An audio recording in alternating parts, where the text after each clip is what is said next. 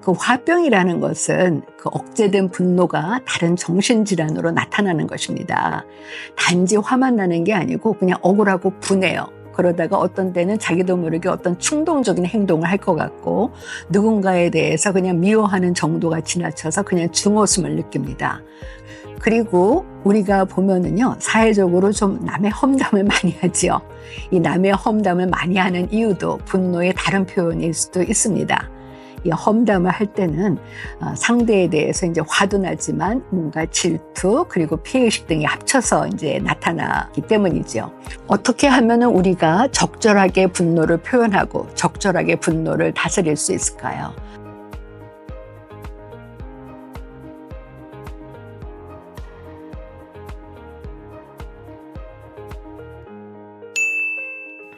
안녕하세요. 양창순입니다.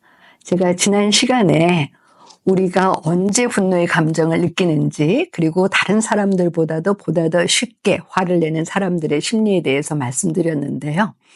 요즘 우리 사회를 가리켜서 분노 사회라고 하죠. 왜 우리가 분노 사회가 됐을까요? 한번 생각해 보겠습니다. 첫째는요, 이 환경도 굉장히 영향을 미칩니다. 이 대기 오염과 같은 공해, 그다음에 이 시끄러운 소음, 요즘에 그 아파트에서 층간 소음이 참 문제가 되고, 그다음에는 그 너무 인구가 많은 과밀 상태도 이 분노를 더 잘 일으킨다고 합니다. 그리고 우리가 매스컴을 통해서 이 폭력적인 내용에 노출이 잘 될 때도 쉽게 분노를 유발하죠. 두 번째는요, 제가 임상에서 여러 내담자들을 만나면 우리가 예전보다 나와 다른 사람을 비교하는 그런 심리가 더 많이 악화된 것 같아요. 그 남과 자기를 비교하기 시작하면은요, 아무래도 나보다 더 잘나고 나보다 더 잘 사는 것 같은 사람들에 대해서 심층적으로 열등감을 느끼죠. 그러면 지난 시간에도 말씀드렸지만 내가 나 자신에 대해서 나를 마음에 안 들어 하면은요, 다른 사람도 마음에 안 들어 합니다. 그러니까 나와 다른 의견을 내면은 그 사람들에 대해서 분노하니까 그 쉽게 화를 내게 되는 것이죠. 요즘에 우리 사회에서 나와 조금이라도 의견이 다르거나 표현이 달라도 쉽게 화를 내는 이유가 바로 그렇지 않은가 싶습니다. 세 번째는요, 사회적으로 내가 억울하고 뭔가 정의롭지 못한 일을 당했다는 사람들이 늘어가면 분노 사회일 수밖에는 없죠. 특히 이 분노가 문제가 되는 것이요. 이 해결되지 못한 분노가 쌓이면은요, 사회가 위험할 수밖에는 없죠. 왜냐하면 지난 시간에 말씀드린 것처럼 분노라는 것은 내가 공격을 당했다고 생각을 했을 때 느끼는 감정이니까 내가 공격을 당하면은 상대한테 돌려주고 싶은 마음이 드니까 요즘에 우리 사회가 조금 이 분노 사회가 돼가는 것에 대해서 좀 생각을 해볼 필요가 있습니다. 그리고 또 분노가 굉장히 이게 그 어려운 감정인 것인가요? 지난번에 말씀드린 것처럼 직접적으로 화를 내기도 하지만 또 다른 방법으로도 이게 표현을 하기 때문에 그 분노의 다른 표현에 대해서도 살펴봐야 됩니다. 분노를 간접적으로 내는 것을 정신과적으로는 수동 공격성이라고 합니다. 이것은요, 내가 직접적으로 분노를 표현하는 것이 위험하다고 생각하면 간접적으로 표현하는 행동을 보이는 것을 말하는데요. 분노를 표현하면서도 자기를 보호하고 싶은 심리, 상대에 대한 위협감을 느껴서 분노를 최소한으로 표현할 때 이 수동 공격성의 심리를 보이는데요. 우리가 이거는 가정이나 직장 내에서 아주 쉽게 봅니다. 아이들이 쉽게 이제 토라지거나, 뭐 그거는 배우자나 친구들과의 관계에서도 마찬가지죠. 아이들이 밥 안 먹는다고 그 투정 부리거나, 부모가 불러도 자기 방에서 안 나오거나, 그리고 그 상대가 원하는 것을 안 해주는 거, 이것도 다 이제 수동 공격성의 심리인 것입니다. 예를 들어서 배우자가 주말에 집에 있었으면 하는 것을 바라는 것을 뻔히 알면서 일부러 주말에 바쁜 약속을 만들어서 나가는 것도 사실은 수동 공격성의 심리에서 나오는 것이 많습니다. 상담을 해보면은요, 그 흔히 그 애매하게 나를 기분 나쁘게 만드는데 그 사람들에 대해서 어떻게 대응하면 좋을까요? 라는 그 문제를 갖고 오시는 분들이 많은데요. 그 주위 사람들을 애매하게 기분 나쁘게 만드는 사람들의 심리가 바로 이 수동 공격성인 것입니다. 뭔가 분노는 표현하고 싶지만 분노를 했다가는 자기가 그 위협감을 느낄 때 애매하게 상대를 기분 나쁘게 하죠. 두 번째는요, 그 정신과적으로 전치라고 하는데요. 우리 속담에 종로에서 뺨 맞고 한강에서 느는 것처럼 A한테 당한 분노를 만만한 사람 B에게 이제 그 표현하는 것을 말합니다. 흔히 얘기하는 갑질하는 사람들 중에 이 전체의 심리를 보이는 분들이 많습니다. 예를 들어서 직장에서 뭐 위협당하거나 기분 나쁜 일이 있거나 다른 데서 학대받고 나서는 무력한 가족들에게 이제 폭력을 행사하거나 그 분노를 표현하는 것, 그다음에 다른 사람들의 실수에 대해서 이 마녀 사냥하는 것도 다 이런 분노의 다른 표현인 것입니다. 세 번째는요, 적반하장입니다. 내가 잘못한 일을 했다는 것을 아는데 그것을 부정하고 싶을 때 더 화를 내지요. 네 번째는요, 요즘 우리 사회에서 그 우울증을 앓는 분들이 많이 늘어가고 있는데요.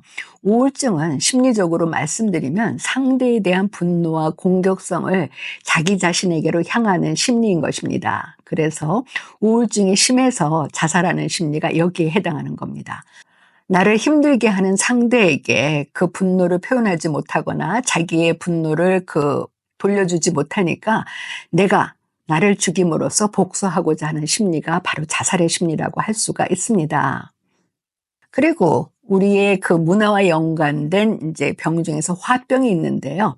그 화병이라는 것은 그 억제된 분노가 다른 정신질환으로 나타나는 것입니다. 이 화병에는 그 정신과적으로 분노 복합이라고 하는 증상들이 다 나타납니다. 흔히 그 주위에서 그 화병을 호소하시는 분들의 얘기를 들어보면은요, 그분들이 그 호소하시는 증상들이 참 다양합니다. 단지 화만 나는 게 아니고 그냥 억울하고 분해요. 그러다가 어떤 때는 자기도 모르게 어떤 충동적인 행동을 할 것 같고 누군가에 대해서 그냥 미워하는 정도가 지나쳐서 그냥 증오심을 느낍니다. 그리고 이제 한의 감정도 느끼고요. 이런 화병을 느끼면은 신체적으로도 증상이 나타나는데요. 제일 흔히 나타나는 것이 그냥 온몸이 뜨겁습니다. 그래서 어떤 분들은 그냥 온몸에 불이 돌아다닌다고 그렇게 호소하시는 분도 계세요. 그리고 입이 마르고 이 속에서 뭔가 치미는 느낌을 가지고 심장이 빨리 뛰고요. 그리고 그냥 답답해서 못 견디신다 그래요. 그래서 신체적으로 아무 문제가 없는데 이 목이나 가슴에 뭔가 뭉쳐가지고 토할 수도 없고 소화도 안 되는 그런 느낌을 호소하시는 분들이 많고요.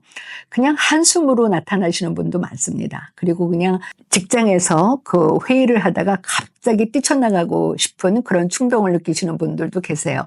제가 만난 어떤 분은요, 회의를 하면은 갑자기 자기가 마시던 커피잔을 상사한테 던져버리고 싶은 충동을 느껴서 못 견디시겠다고 찾아오신 경우도 많습니다.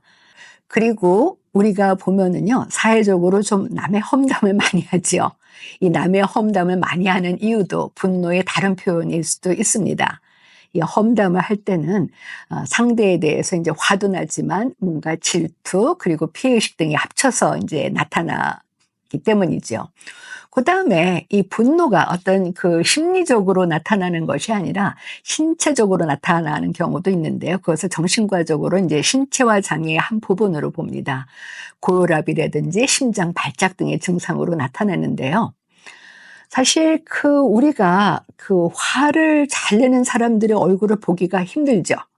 보기만 해도 힘듭니다. 왜냐하면은 화를 낼 때는요, 우리 몸에서 그 자율신경계가 활성화되니까 혈압이 올라가고 심장도 빨리 뛰고 근육도 긴장이 되니까 이 얼굴이 일그러지죠. 또 호흡도 거칠어지니까 이 화를 잘 내는 사람들과 같이 생활하는 것이 힘들 수밖에는 없습니다. 근데 사실 분노는요, 지구상에 있는 모든 동물들이 보이는 반응입니다. 동물들은 자연에서 분노와 적절한 공격적인 행동을 보임으로써 자기 영역도 지키고 배우자도 지키고 자신에 대한 공격에서 스스로를 지키기 위해서 꼭 필요한 반응이지요. 즉, 분노는 생존을 위해서 필요한 감정인데요. 우리가 흔히 분노를 불화자로 쓰지요. 불이 인간에게 주는 중요성처럼 사실은 분노는 잘 사용하면은 우리의 삶에 도움을 주고 사회의 불의를 고쳐나가고 정의로운 사회를 만드는 데 꼭 필요하지만 잘못 사용하면 초가상간을 다 태우게 되니까 적절한 분노를 적절하게 표출하는 것이 참 중요합니다. 근데 인간이 동물과 다른 점은요, 이 교육과 경험에 의해서 자신의 분노와 공격성을 통제할 수 있다는 것입니다. 우리가 화를 내고 나서 후회와 반성하는 이유도 그러합니다. 자기가 충분히 화를 참지 못했다는 자기 반성인 것이죠. 근데 이런 자기 반성이 안 되는 분들이 계십니다. 그래서 진화론을 주장한 찰스 다윈은요, 분노하는 사람은 덜 진화된 사람이라고 그랬고요. 미국의 벤자민 프랭클린은 분노와 어리석은 행동은 나란히 길을 걷는다. 그리고 후회가 그 둘의 발꿈치를 문다고 했습니다. 정신의학자인 프로이드도 분노가 인간의 본성 중에서 가장 문제가 많다고 했고요. 프로이드는 인간의 본성이 공격성과 성적 본능이라고 보았고 그것을 잘 절제해 나가는 힘, 이것을 프로이드는 잘하고 했습니다. 그리고 우리가 살아가는 데 있어서 건강한 정신을 유지하는 데 있어서 이 자아의 힘이 중요하다고 강조를 했습니다. 그래서 아이들이 걷기 시작하면은요, 부모의 역할 중에 하나가 이 분노 조절을 잘 가르쳐야 합니다.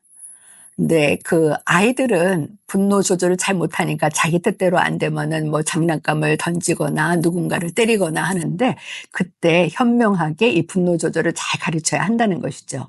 근데 문제는요, 어느 보고에는 이 가르쳐도 5분의 1에서는 그 분노를 절제하는 것이 힘들다는 보고가 있으니까 특히나 부모 자녀 간에 부모가 자녀를 교육시킬 때 이 분노를 잘 절제하는 훈련이 필요합니다. 그러면 어떻게 하면은 우리가 적절하게 분노를 표현하고 적절하게 분노를 다스릴 수 있을까요? 첫째는요, 분노를 표현하시기 전에 먼저 생각하셔야 됩니다. 내가 왜 화가 났는지, 그리고 내가 경험한 일에 맞는 정도로 화를 내는지, 아니면 내가 경험한 일은 10%밖에는 안 되는데 나의 어떤 문제로 인해서 그것을 7, 80%로 화를 내는지 생각해 볼 필요가 있습니다. 그렇게 해서 먼저 내가 왜 화가 났는지, 그다음에 내가 경험한 것에 맞는지 안 맞는지를 생각하고 나서 그래도 화를 내셔야 된다면은 분노 표현법이 있는데요. 첫째, 제일 중요한 것은 내가 왜 화가 났는지, 그리고 상대에게 무엇을 원하는지를 간결, 명료, 부드럽고 단호하게 말씀하시는 겁니다. 제가 상담을 하면서 가장 많이 그 상담하는 주제가 이 분노인데요.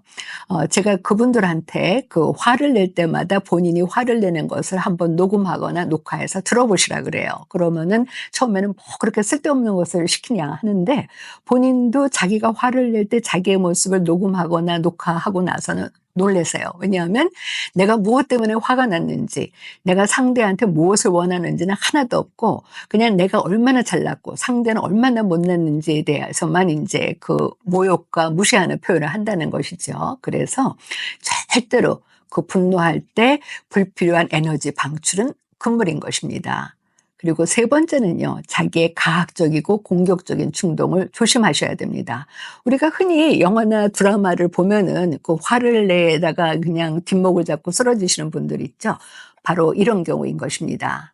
그리고 네 번째는요, 내가 상대한테 왜 화가 났고 그다음에 상대한테 무엇을 원하는지를 말한 다음에는 상대방한테도 말할 기회를 주시라는 겁니다. 나는 이래서 화가 났고 당신한테 이것을 원하는데 당신은 나의 의견에 대해서 어떻게 생각하는지. 그러면은 사람들은요, 누구든지 자기 얘기를 들어주는 사람에 대해서는 분노 반응이 줄어들기 때문에 상대방이 내가 보인 반응에 대해서 자기의 입장을 얘기하면은 상대방이 나에 대해서 느끼는 분노도 줄어드는 것입니다.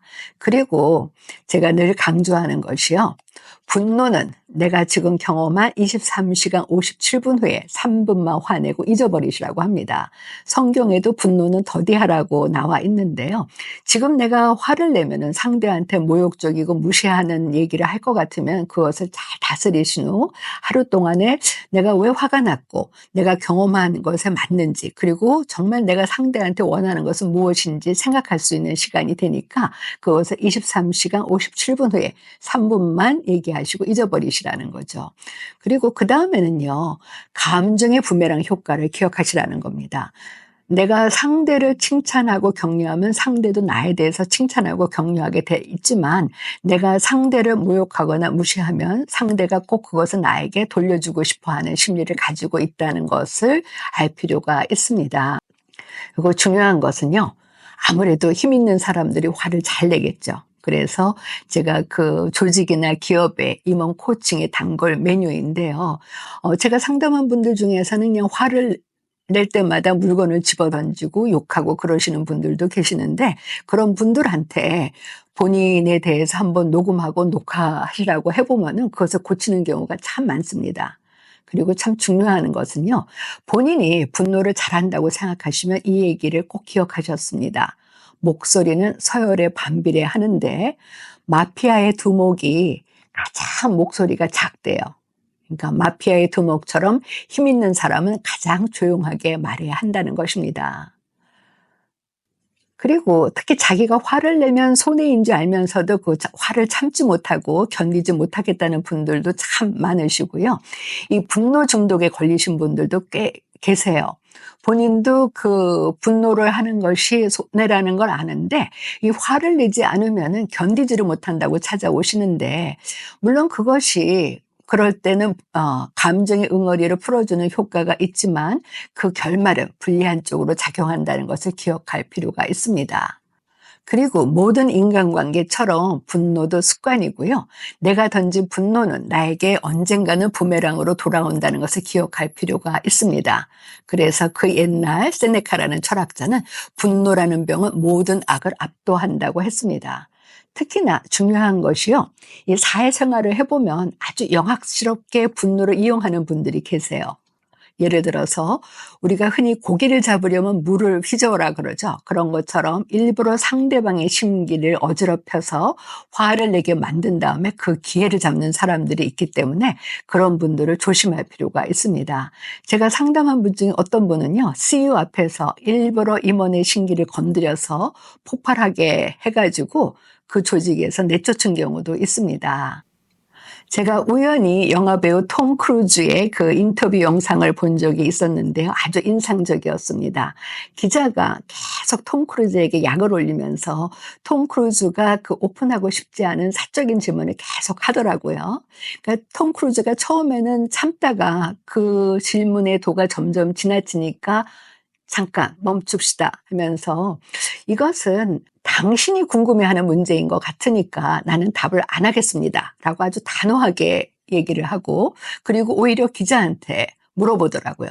나한테 왜 그런 질문을 하는가요? 그랬더니 상대가 자기도 잘못한 것을 아니까 죄송합니다, 제가 지나쳤습니다 라고 사과를 하더라고요. 그러니까 톰 크루즈가 아주 쿨하게 넘어가는 것을 보고 역시 참 현명하다는 생각을 했는데요.